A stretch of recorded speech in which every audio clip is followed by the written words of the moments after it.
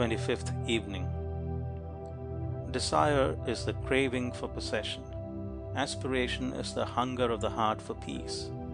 The craving for things leads ever farther and farther from peace, and not only ends in deprivation, but is in itself a state of perpetual want. Until it comes to an end, rest and satisfaction are impossible. The hunger for things can never be satisfied, but the hunger for peace can, and the satisfaction of peace is fully possessed, when all selfish desire is abandoned. Then there is fullness of joy, abounding plenty, and rich and complete blessedness.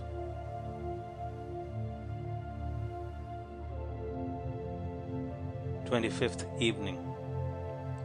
Desire is the craving for possession. Aspiration is the hunger of the heart for peace. The craving for things leads ever farther and farther from peace, and not only ends in deprivation, but is in itself a state of perpetual want.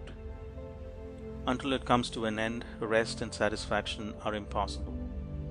The hunger for things can never be satisfied, but the hunger for peace can, and the satisfaction of peace is fully possessed, when all selfish desire is abandoned.